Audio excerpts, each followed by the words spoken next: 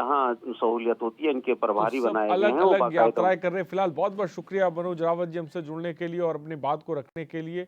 लेकिन एक ही जगह पर जब यात्रा का दूसरा चरण शुरू हो रहा है हर की पैड़ी तमाम पूजा अर्चना के साथ, वहां पर सिर्फ करण मेहरा ही नजर आते हैं और कोई नेता वहां पर जो बड़ा नेता है, बड़ा चेहरा है, बड़ों मुद्दों के बीच नजर नहीं आता। तरफ कांग्रेस की भारत जोड़ो यात्रा है जो दूसरा चरण की पैड़ी से शुरू हो गया और हमारे साथ विपिन साहब बीजेपी प्रवक्ता हैं जुड़ गए हैं। विपिन जी, कांग्रेस की भारत जोड़ो यात्रा जिसमें कांग्रेस का कहना है कि हम बड़े मुद्दों को उठाएंगे और सरकार को घेरने की कोशिश करेंगे, किस तरह से देखते हैं कांग्रेस की इस यात्रा को?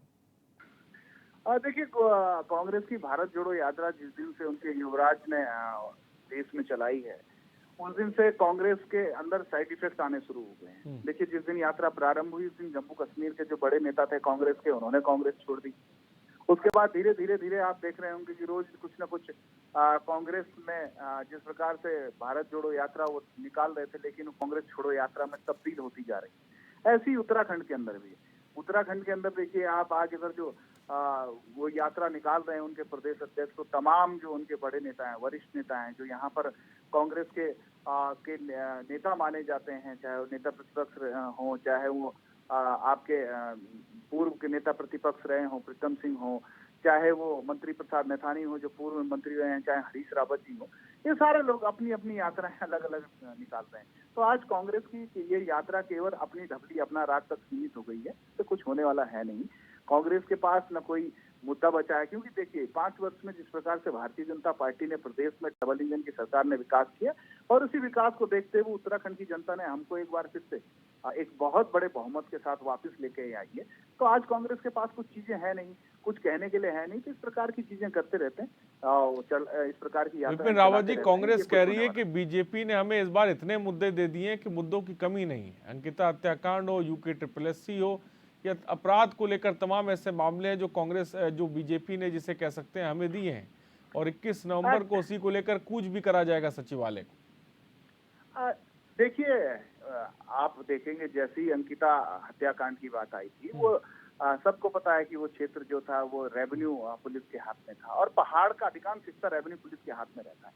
पहाड़ के अधिकांश हिस्से में रेवेन्यू पुलिस काम देखती है, लेकिन भारतीय जनता पार्टी की सरकार ने इस पर अब विचार किया है, नए सिरे से विचार करते लेकिन हुए इसी मामले पर सर जब परसों सुनवाई हुई हाईकोर्ट में, तो याचिकाकर्ताओं जो है नाराज नजर आए SIT की जांच से। SIT कह रही है कि हमारे पास सबूत ही ज्यादा नहीं मिले हैं, फॉरेंसिक रिपोर्ट की बात की जाए तो।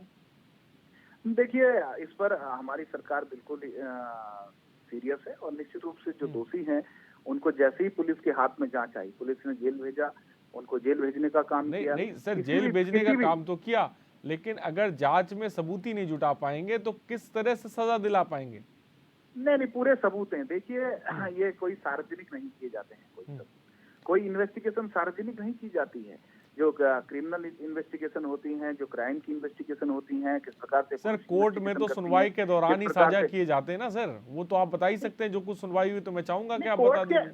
देखिए, कोर्ट की प्रोसीडिंग कोर्ट में है, कोर्ट के अंदर हम मजबूती से पक्ष रख रहे हैं, हमारे वकील कोर्ट के अंदर हम मजबूती से पक्ष रख रहे हैं। किसी भी प्रकार से कोई भी सबूतों की कमी नहीं, हमारे पास परिपूर्ण सबूत है, और उनको सजा दिलाने के लिए पूर्ण सबूत है। ठीक है विपिन जी, बहुत बहुत शुक्रिया हमसे जुड़ने के लिए और अपनी बात को रखने के लिए। तो और हमारे साथ मनोज कश्यप हमारे संवाददाता भी इस वक्त जुड़े हुए। मनोज, हमारे साथ सत्ता पक्ष और विपक्ष के जो प्रवक्ता है वो भी साफ तौर पे जुड़े, वार पलटवार भी हुआ। लेकिन अगर हम कांग्रेस की बात करें, जिस तरह के मुद्दे कांग्रेस उठाने की कोशिश साफ तौर पे की जा रही है, उस लिहाज से तमाम चीज़ों को देखा जाए तो ये जो बात निकल के सामने आ रही है कि भाई कांग्रेस कहीं ना कहीं जो है गुटों में बट गई है, और गुटों में जो चीज़ बटी हुई है लिहाजा मुद्दों को कांग्रेस उठा नहीं पाएगी। ज़मीनी स्तर पर आप क्या देख रहे हैं? हरिद्वार की अगर हम बात करें तो क्या तस्वीर निकल कर सामने आ रही है? क्या वास्तव में ऐसा है कि कांग्रेस कई धड़ों में बट गई है और ये जग जाहिर है? बिल्कुल देखिए सच है ये भारत जोड़ो यात्रा हो या फिर अभी हाल ही में बीता हुआ विधानसभा का चुनाव हो क्योंकि विधानसभा चुनाव में भी आपने देखा कि जब टिकट बंटवारे को लेकर कहीं न कहीं जो कांग्रेस का जो विवाद था वो अंदरूनी विवाद देखने के लिए मिला था। हालाँकि आपने देखे कि जब यहाँ पे टिकट बाँटे गए थे उसके बाद जब कुछ ऐसे लोगों को टिकट दिए गए थे जो कांग्रेस के अपने चाहते थे लेकिन जो पार्टी के अन्य कार्यकर्ता थे वो उस समय कहीं न कहीं पार्टी को छोड़कर भारतीय जनता पार्टी में शामिल हुए थे, अन्य पार्टी में शामिल हुए थे, आम आदमी पार्टी में शामिल हुए थे। तो ऐसे ही भारत जोड़ो आंदोलन भी कहीं न कहीं निकल के बिल्कुल सामने आया। इसका जो आपसी गुटों का जो विवाद है वो यहाँ पे देखने के लिए मिला है क्योंकि कहीं न कहीं जिस तरीके से आपने आज देखा है कि आज दूसरे चरण में हरिद्वार से यात्रा की शुरुआत होनी थी तो सबसे पहले यहाँ पे जो प्रदेश अध्यक्ष थे कांग्रेस के वो पहुंचे थे। लेकिन यहाँ पे कहीं न कहीं जो कांग्रेस के पूर्व मुख्यमंत्री हरीश रावत थे उनको भी यहाँ पे पहुंचना था, अनुपमा रावत को यहाँ पे पहुंचना था क्योंकि अनुपमा रावत हरिद्वार ग्रामीण के स्थानीय विधायक भी वहाँ के कार्यकर्ता यहाँ पे पहुंचे थे। लेकिन कहीं न कहीं जिस तरीके से जो विधायक है वो यहाँ पे नहीं दिखाई दी और साथ ही साथ हरीश रावत जी भी यहाँ पे नहीं दिखाई दी। तो ऐसे में कहीं न कहीं जो स्थानीय लोग हैं, जो स्थानीय प पद अधिकारी है कांग्रेस को वो आपस में बातें करते हुए भी दिखाई देते थे कि आपसी फूट है जिस कारण से यहाँ पे हरीश रावत नहीं पहुँचे। तो कहीं न कहीं इस फूट का जो नतीजा है वो कांग्रेस पार्टी को भुगतना पड़ता है। इसका खामियाजा हमेशा कांग्रेस पार्टी को भुगतना पड़ता है। हाल ही में जब विधानसभा का चुनाव हुआ था उसमें भी इसका खामियाजा यहाँ पे भुगतना पड़ा था। लेकिन आपने देखे कि जब ये यात्रा राहुल गांधी ने शुरू की थी अभी तक 66 जिलों में वो घूम चुके हैं क्योंकि आपने देखा है कि कन्याकुमारी से यात्रा की शुरुआत हुई थी, तो संपूर्ण भारत में इस यात्रा को लेके जाना था और यात्रा का जो मुख्य उद्देश्य रखा गया था, बेरोजगारी रखा गया था, यहाँ पे उत्पीड़न रखा गया था और साथ ही साथ आपने देखा कि किस तरीके से जो युवा है उनको बेरोजगार वो